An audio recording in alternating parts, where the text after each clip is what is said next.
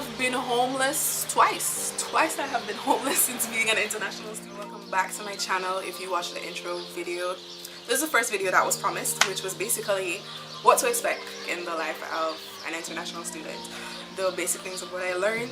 I'm going to do two separate videos. So there will be a video on basic life as like an international student, and then there's going to be a video on specifically what to expect coming and studying in Cuba, because I know a lot of people are interested in doing med here, especially in Jamaica, and it's a lot more open now than it was when I just came, because there are different companies that you can apply through to come up, or you could do it yourself through the embassy. And there's going to be a separate video where I'll explain that entire process, because I'm not a scholarship student. I didn't come up with a company like they have now, and I had to go through the nitty-gritty. And I know there are a lot of people who want to know that. It's also cheaper to do it by yourself than to go up through a company. So I'll do a whole video on that for you in another video. This one is just the general life, what to expect as an international student. So first things first, traveling. So you know you're going to leave your decent home, or maybe your parents kicked you out and said you're going to study in this country and this is where you're going to go. The different options that you can have are endless, and there are a lot of languages around the world. Before we get into the languages, let's talk about the basic travel. So basic travel, when you're booking your ticket to go wherever, I advise you to scan and check for the best deal. Personally, the first time when I traveled and came to Cuba, we went to a travel agent. So we went to the agency, told them when we're leaving, where we wanted to go and everything. We didn't have somewhere to stay because my mom and I didn't know anyone in Cuba. So they basically set up the hotel, because we're going to the school directly the next day. So set up the hotel. Transportation was found when we got there, and the flight was booked through the travel agency. So I'd advise that you get a travel agency. It's a lot easier than, especially if you don't know the place, it's a lot easier than to do it yourself. Just go to a travel agency to travel. You found out that you're going to a different country and there's a lot of anxiety that you have. Just moving somewhere new, it's natural to have anxiety. It's natural to be terrified. The night before I was supposed to leave to come to Cuba, I was crying in my room. Like, I was so nervous because my mom doesn't know a word of Spanish. I did Spanish in high school, didn't remember anything at all, and knew that my Spanish wasn't good enough for conversational things, just like to write like a basic letter or basic essay and thing at the time. So I was like, where are we going? Why am I doing this? Like, why didn't I just go to China where the course is in English and life would have been easier, and all of that, traveling and everything would have been easier, because they have, China is so advanced where the options are there, and Cuba is so not advanced where we'd have to tough it out. It's natural for you to have anxiety. Just go. Trust me, just go. A lot of people like the idea of becoming an international student. They like the idea of moving to a different country, but you don't really understand how much comes with it until you're in the situation. I remember when I was going to school in Jamaica, I went to a tertiary institution in Jamaica before I came to Cuba, and I had international friends, and I never took it that seriously. I was like, oh, I don't know if I could be an international student because it'd be hard for me to be away from my family. But you guys have it easy. Like, the least is the thing you say, your parents send you money, like, it's fine, you have friends here, and you're basically a close-knit family on dorm. But I was saying that from the outside.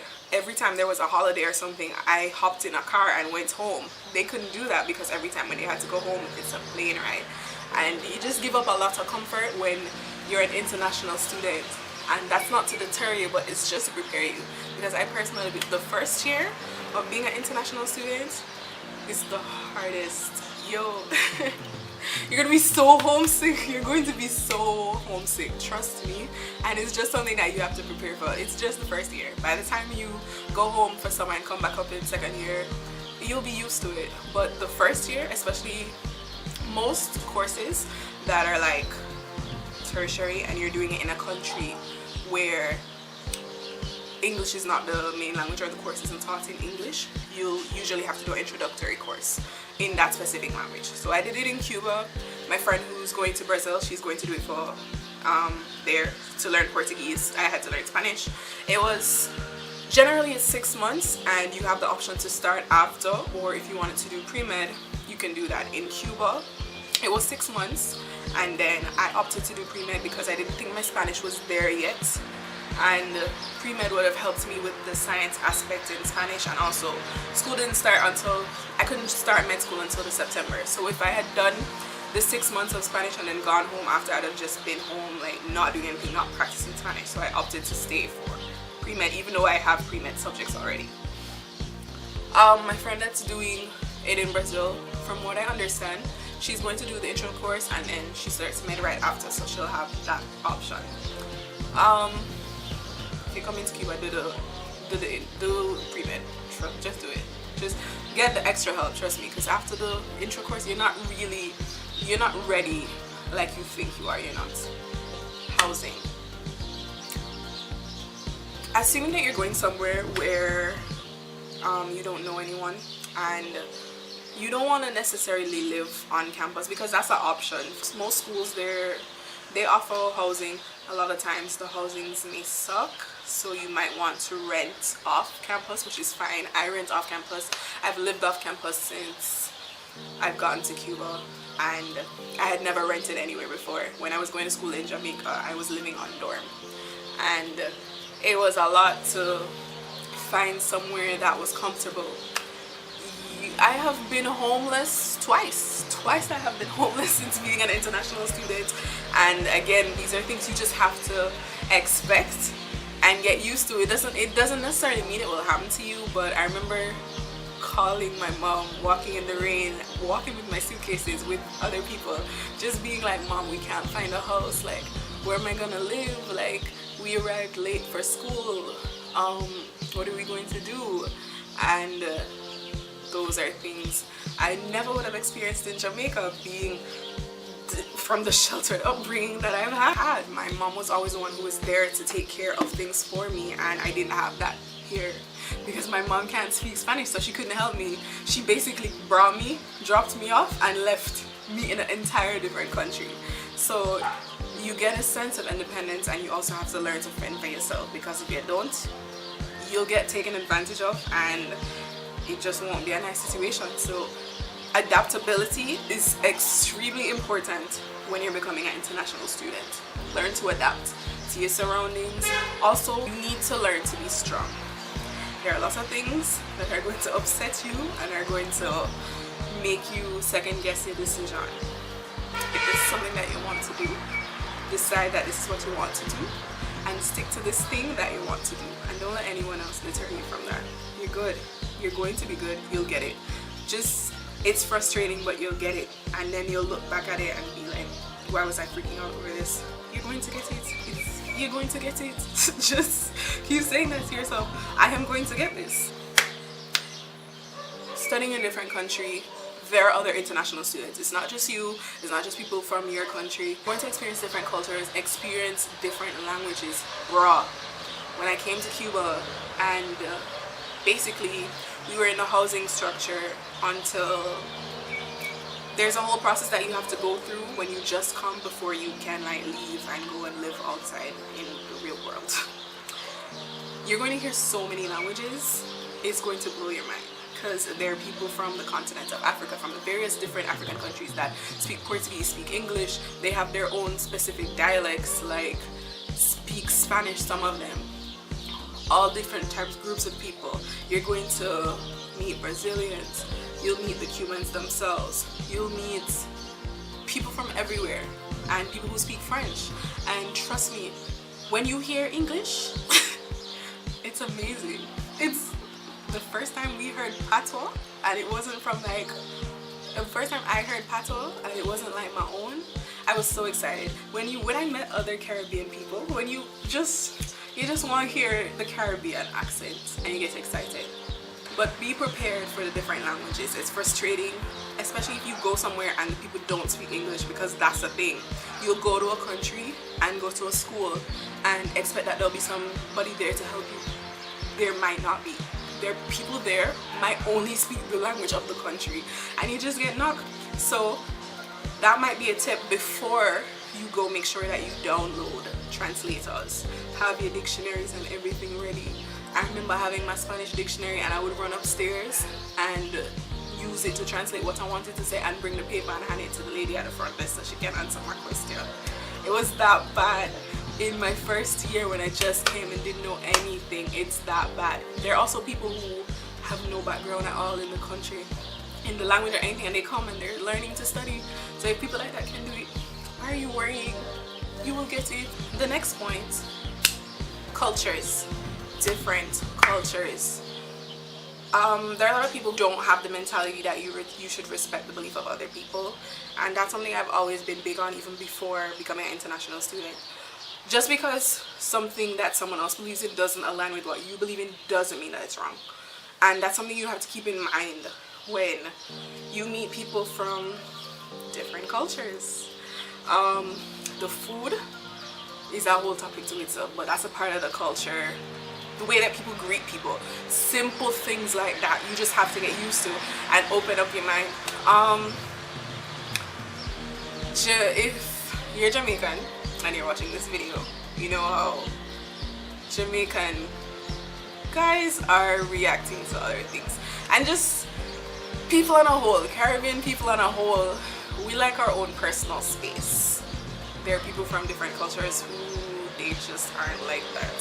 So there are things that might be taboo to us that's normal to them, and you, like I said, you have to learn to adapt. For example, in Cuba, the way how you greet someone and how they'll greet you, they'll come and they'll besa you on your cheek. Besa means kiss. So they're not going to physically put their lips on your cheek, but they'll put their cheek to your cheek and they'll make a kissing sound. And that's how you say hi, that's how you greet Cubans.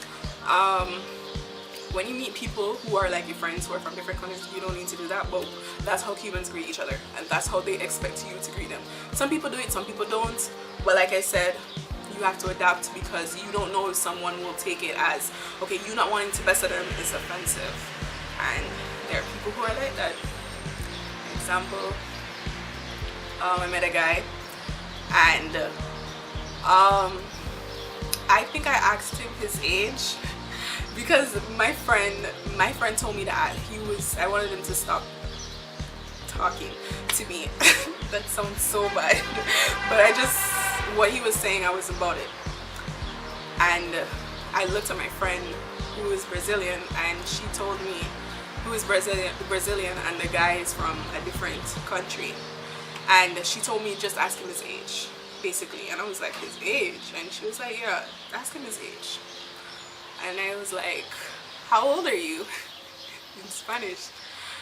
He was so heated, like I had boxed him in his face. It was like a complete thing of disrespect, and I didn't realize that it was, because to me it wasn't that serious. Like if somebody asks you your age, you just answer your age. We're literally young people. Why is this a thing? But apparently it was offensive for him, and it was disrespectful for him. But like I said, different cultures, you have to adapt, and you have to really educate yourself on those various things. It's really interesting being an international student, and it's really hard to be an international student, because you really got to be strong mentally, because you're gonna go through some things. When I tell you my stories on the whole playlist about Surviving Cuba, you're going to wonder how do we actually go through these things, and how do you find the will to smile and sleep and do work and all these things. But the main thing is to keep focused on what it is that you're studying, and remember the reason of why you went there. Remember the reason you're going through all of this. My parents like to tell me that it builds character. Everything that I'm going through builds character. Don't make your parents say that. Don't let them say that to you. It's lies here. This will come up in my Cuba video too, but a lot more in depth. One thing that I've learned since becoming an international student is don't judge a book by a cover. In Jamaica, I'm going off my experiences in Jamaica, because like I said, I'm Jamaican. In Jamaica, a lot of times we have the tendency to classify somebody in a certain category based off of their demeanor and how they dress. I used to make the mistake of doing that when I just came to Cuba also, until something happened and it blew my mind. You'd see teachers, and specifically here, well, in my prep here, where teachers would come to school in like tank tops and like jeans pants, and there's this thing called a bata, which is basically the doctor's coat that they wear over, and that's kind of our uniform also. So you'd see your teacher walk in with like a tank top, like big jewelry, whatever, like, and you're looking like, how is this my teacher? Like, we're so used to our teachers being put together. They have a certain uniform, you know, sleek skirt, button up top, like everything like that. They're really carefree and easygoing here. It's not that type of system that's like that demanding where you must look like this to be a certain thing. It's not that way here, and it's not that way in different countries also. So when you'd see somebody like that, you'd be like, okay, but this person looks this way, like, okay, they must not be of that much importance, or girls would be walking around in hella short skirts. Like, the first time when I came here, uniforms them right up on the bottom, and it's like such a culture shock. Again, coming from Jamaica, where high school uniform, some schools in Kingston, it must be at them ankle, much less here where they're not that, it's not that serious.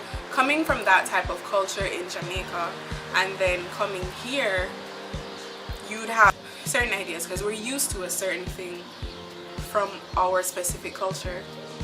The teachers that were here and teaching us and coming to school in tank tops and jeans and the big jewelry and the chilling and nothing, they have PhDs, they have their various degrees, they have bachelors, they have their masters, they have their PhDs, they have all these accreditations and all this experience and years being doctors, teaching everything, and they're teaching you history, they're teaching you how to speak Spanish, they're teaching you bio, and you're looking at this person when someone makes an announcement like, congratulations to this person who got this certification or accreditation, and you're like, coming from the culture that we have in Jamaica, your mind is blown.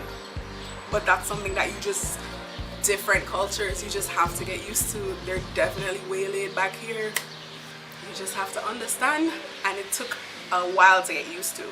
But it definitely teaches you to not be judgy. Don't be judgy, because the person who you feel is better than you, if they start telling you all that they have over you, you'll be shamed. So that's something that was humbling that I learned here, and that's something that you should look out for also in different countries.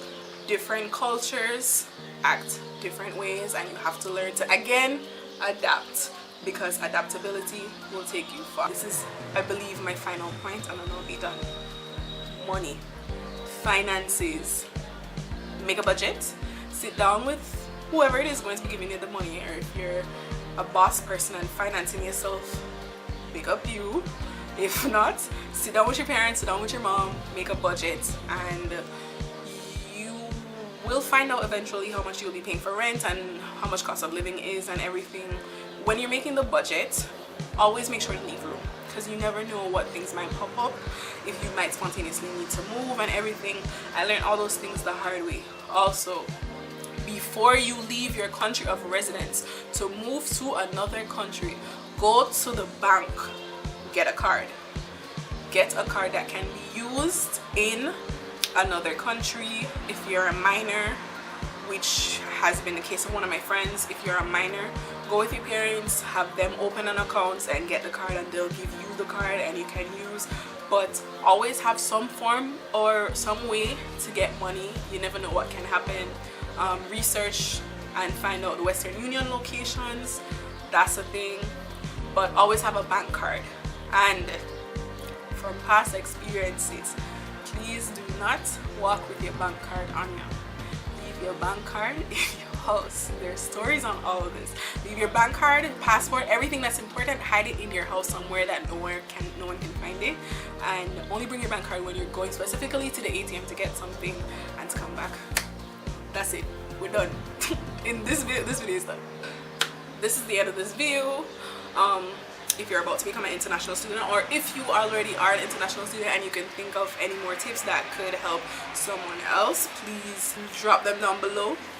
Comment down below. I'll favorite the ones that I think are actually really helpful. If you think I left anything out for right now, just comment below and all of that. Let us know. So if you're about to become an international student, tell us where you're gonna study, what you're studying, and guys, get to know each other. It's a community. Make friends. Make friends in the comments below. Thank you guys so much for watching. Share this video if you know someone who would enjoy it or is going to be traveling soon. Like, share, comment, subscribe, tap the bell, follow me on Instagram at Shawna. The link is down below. And yeah, bye guys, I'll see you in my next video.